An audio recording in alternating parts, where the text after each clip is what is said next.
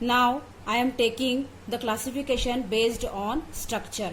According to linkage of monomers unit, there are 4 types of classification of polymers. Number 1, linear polymer. Number 2, branch chain polymer. Number 3, cross link. And number 4, network polymer. Number 1, I will start from number 1, linear polymers.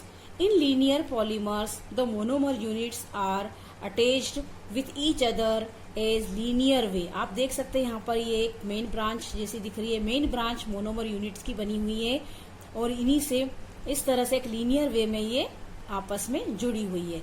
आप देख सकते हैं first branch, second branch और ये third branch. तो इस तरह का अगर कॉम्बिनेशन होता है मोनोमर यूनिट्स का, they are called linear polymers.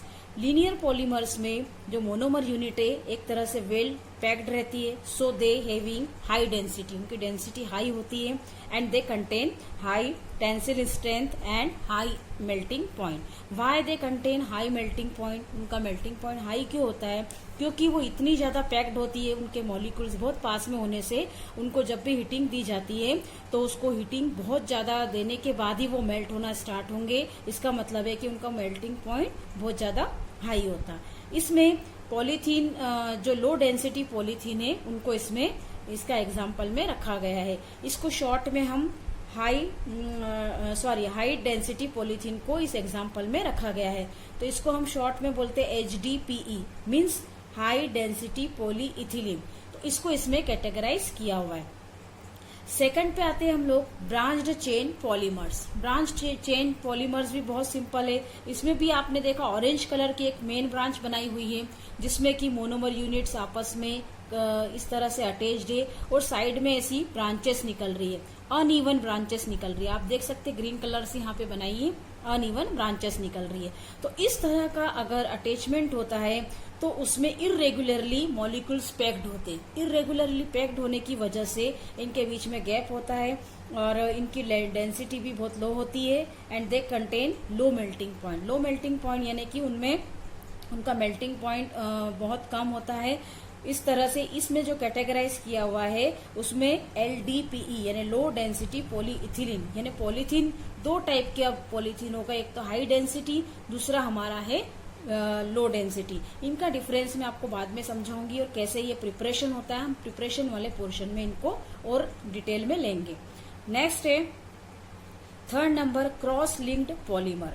Cross link जैसे कि नाम से इसमें पता चल रहा है, the polymer units monomer units are attached according to cross linked way. आप देख सकते हैं यहाँ पर कि मेन ब्रांचेस बनी हुई है. नंबर 1 ग्रीन कलर से जो बनाई हुई है वो मेन ब्रांचेस है और उनको जो इंटरकनेक्शन की हुई बनाई है वो इस तरह से उनके साइड चेन जो निकल रही है वो बनाई हुई है. जैसे कि फर्स्ट है ये ऊपर वाली green, first, second and this is third. First वाले को सेकंड से इंटरकनेक्ट करने के लिए एक उनके बीच में एक चेन है. इसी तरह से सेकंड को थर्ड से इंटरकनेक्ट करने के लिए यहाँ पर भी एक चेन है, मोनोमर की चेन है. इस तरह से ये आपस में क्रॉस लिंक वे में एक दूसरे से अटैच्ड रहते हैं. इसीलिए ये बहुत ज्यादा हार्ड है and they are rigid.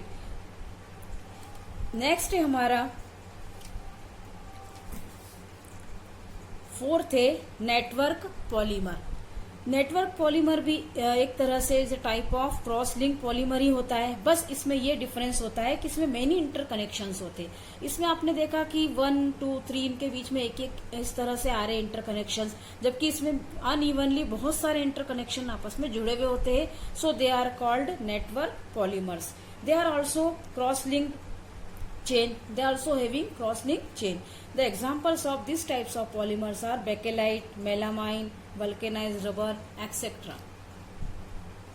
Now I am taking classification based on synthesis. Synthesis means preparation of polymer from monomer. So there are 2 types of polymers, addition polymers and second condensation polymerization. Addition polymerization and condensation polymerization. What is addition polymerization? Addition polymerization means 2 monomers are added to each other, and condensation polymerization, the elimination of molecule, it takes place with the elimination of molecules. First point is, in addition polymerization, there are only one monomer involved. आपने देखा है कि इसमें केवल एक ही monomer क्या होता है, इन्वॉल्व होता है। जैसे कि हमने इथिलीन का एग्जाम्पल लिया था, इथिन का सिर्फ एक ही इथिन का मोनोमर इसमें इन्वॉल्व हुआ है। इथिन का एक मोनोमर से बहुत सारी ऐसी मोनोमर यूनिट आपस में कंबाइन हो गई और उन्होंने पॉलीथीन का मॉलिक्यूल बना लिया। इसीलिए इसमें हम कह सकते हैं कि ओनली इन्वॉल्व वन मोनोमर, जबकि कंडेंसेशन में टू डिफरेंट टाइप के मोनोमर्स आपस में इन्वॉल्व होते हैं। जैसे कि फॉर्मेशन ऑफ नायलॉन 66। नायलॉन 66 में क्या होता है, जब नायलॉन 66 पॉलीमर बनता है तब उसमें एक तो मोनोमर होता है एडीपिक एसिड का and other monomer is hexamethylene diamine का होता है। इसकी भी प्रिपरेशन हम प्रिपरेशन वाले पोर्शन में इसको भी पढ़ेंगे कि nylon how to nylon 66 prepared. तो इस तरह से इसमें दो मोनोमर यूज किए, इसीलिए इसमें हम कह सकते हैं कि कंडेंसेशन में two different types of monomers are utilized. Second point in addition polymerization, it does not loss molecules. आपने देखा जब भी इथीन बनती है तो उसमें कोई भी मॉलिक्यूल का लॉस नहीं होता, सिर्फ बॉन्ड ब्रेक होता है, बाकी उसमें कुछ भी एक भी मॉलिक्यूल उसमें से बाहर नहीं निकलता है। जबकि जब कंडेंसेशन होता है तब एडीपिक एसिड और हेक्सामेथिलीन डाइअमीन जब आपस में मिक्स होते तो इनमें या तो इसमें वाटर मॉलिक्यूल का एलिमिनेशन होता है। इसी तरह से HCl, कभी कभी किसी किसी में HCl भी एलिमिनेट होता है। तो इस तरह से कोई ना कोई मॉलिक्यूल जब एलिमिनेट होगा that is called condensation polymerization. तो इस तरह से दे लॉस H2O और HCl।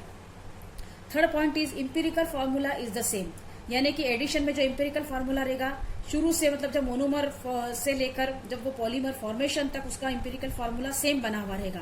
जबकि एडीपिक एसिड और जैसे हेक्सामेथिलीन डाइअमीन जब आपस में रिएक्शन करेंगे तो स्टार्टिंग में इनका फार्मूला डिफरेंट रहेगा, लेकिन जैसे एक वाटर का मॉलिक्यूल निकल जाता है, H2O निकल गया इसमें से, तो आप समझ सकते हैं कि इसका मॉलिकुलर जो फार्मूला होगा वो क्या हो जाएगा, इसका इंपेरिकल फार्मूला चेंज हो जाएगा। यानी मोनोमर से जो पॉलीमर बनता है उसका फार्मूला क्या होता है, डिफरेंट हो जाता है। नेक्स्ट है example of addition polymerization is PVC, polyvinyl chloride, polythene, ये इसके एग्जाम्पल्स है। और इसके एग्जाम्पल में आता है हमारा नायलॉन 66 एंड टेरिलीन। तो इसे हम प्रिपरेशन वाले पोर्शन में इनको कैसे प्रिपेयर होता है इसको पढ़ेंगे। Now I am taking the classification based on inter particle forces. The mechanical property of polymers such as tensile strength, elasticity depend upon intermolecular forces between them. So our classification is based on our intermolecular forces. First is elastomers. First type is elastomer. What is elastomers? Elastomers means those type of polymers, they can, हम उनको एक तरह से elasticity का उनमें एक property होती है उनको, जैसे कि रबर को हम लोग इस तरह से खींच के और वापस उसके अपने ओरिजिनल शेप में वो आ जाता है। इसी तरह से इलास्टोमर्स भी वैसे ही होते हैं जो अपना, जिनको हम अगर खींचेंगे तो वो वापस अपने ओल्ड ओरिजिनल शेप में आ जाएंगे, दैट इज कॉल्ड इलास्टोमर्स। तो इसमें जो पॉलीमर जो चेन रहती है वो वीक वंडरवॉल फोर्सेस से बनी हुई होती है। वीक वंडरवॉल फोर्सेस से बनी होने की वजह से क्या होते हैं, ये इलास्टोमर्स होते हैं। इसका सबसे अच्छा जो एग्जांपल है वो है रबर। रबर जो होता है हमारा नेचुरल रबर, वो सबसे अच्छा इसका एग्जांपल है। ये एक्चुअल में हमको रबर ट्री से मिलता है। रबर ट्री जिसका बॉटनिकल नेम है हेविया ब्रेजिलियंसिस। हीविया ब्रेजिलियंसिस करके एक प्लांट है, पेड़ होता है, जिसमें से कि ये नेचुरल रबर जिसके बार्क में से निकाला जाता है। अब एक जो रबर ट्री है उसमें से जो रबर निकाला जाता है एक लेटेक्स फॉर्म में होता है। लेटेक्स फॉर्म यानी एक तरह का हम कह सकते हैं कि वो सेमी लिक्विड टाइप का होता है। उसकी बार्क में स्पेशल टाइप से कट लगाया जाता है जिसे कि हम टेपिंग प्रोसेस कहते हैं। उस टेपिंग प्रोसेस से उसको लेटेक्स को पहले बाहर निकाल लिया जाता है, फिर बाहर निकालने के बाद उस लेटेक्स का कंसंट्रेशन किया जाता है। कंसंट्रेशन का मतलब ये होता है कि जो नेचुरल में जो रबर मिलता है हमको लेटेक्स फॉर्म में, इट कंटेन मच वाटर, उसमें वाटर बहुत सारा होता है, तो उसमें उसका कंसंट्रेट उसको बनाना पड़ता है ताकि रबर लाइक उसकी प्रॉपर्टी बनी रहे। इसीलिए उसका कंसंट्रेशन एवोपरेशन या फिर दूसरे और बहुत सारी ऐसी मेथड्स है जिसको उसमें अप्लाई किया जाता है और वो कंसंट्रेशन करके नेचुरल रबर की प्रोसेसिंग की जाती है। तो ये तो है हमारा नेचुरल रबर। सबसे पहले हम नेचुरल रबर में हम एक प्रोसीजर है जो आपको हमेशा पूछी जाती है एग्जाम में, vulcanization of rubber. What is a vulcanization of rubber? ये बहुत इंपॉर्टेंट टॉपिक है, इसको आप ध्यान से पढ़ेंगे। What is a vulcanization of rubber? Charles Goodyear, Charles Goodyear इस साइंटिस्ट का नाम है। इसने सबसे पहले वल्केनाइजेशन ऑफ रबर की जो प्रोसेस है उसको किया था। एक्चुअल में एक्सीडेंटली ही उससे ये वाला इस तरह से रबर का वल्केनाइजेशन हो गया था। उसने सल्फर जो था और सल्फर पाउडर को रबर के इसमें मिक्स कर दिया था, तो वो जो बाद में जो रबर मिला उसको कंसंट्रेट होने के बाद, तो वो रबर की जो प्रॉपर्टी थी वो नेचुरल रबर से बहुत अच्छी थी। उसकी टेंसिल स्ट्रेंथ भी अच्छी थी और उसके बाद उसकी इलास्टिसिटी भी अच्छी थी और उसकी प्लास्टिसिटी उसमें कम थी लेकिन इलास्टिसिटी अच्छी थी। इस तरह से उसको एक गुड क्वालिटी का रबर उसमें से मिला, तो दैट इज कॉल्ड वल्केनाइजेशन। तो वल्केनाइजेशन का मतलब ये होता है कि अगर हम नेचुरल रबर के जो है इस तरह से मेन चेन आप देख रहे हैं रेड कलर से, इनमें हम अगर क्रॉस लिंकिंग कर दें, क्रॉस लिंकिंग में आपको पहले समझा चुकी कि what is A cross linking. जब किन्हीं भी दो चेन के बीच में इस तरह से बीच बीच में मोनोमर की अगर इस तरह से चेन क्रिएट की जाती, that is called cross link. तो क्रॉस लिंक इसमें उसने किस तरह के मोनोमर किस तरह की क्रॉस लिंक की, उसने इनके बीच बीच में सल्फर की क्रॉस लिंक की। यहाँ पे भी सल्फर है, एस दिख रहा है आपको, यहाँ भी सल्फर है, ये भी इस तरह से सल्फर है। तो इनके ये यूनिट के सल्फर को जो बीच बीच में इस तरह से क्रॉस लिंकिंग करने से ये जो रबर था नेचुरल रबर एक तरह के वल्कनाइज रबर में चेंज हो जाता है और इसको हीटिंग प्रोसेस भी की जाती है साथ में। तो इससे जो हमको रबर मिलता है that is more durable and elasticity is very good. तो इस तरह से जो प्रोसेस होती है that is called vulcanization of rubber. तो ये जो वल्केनाइज जो रबर होता है इसको हम यूज करते हैं बहुत सारी जगह पे, ऑटोमोबाइल्स और इनमें जितने टायर्स और ये सब बने हुए होते हैं इन सब में वल्केनाइज रबर जो होता है अपने आप में एक बहुत इम्पोर्टेंस रखता है।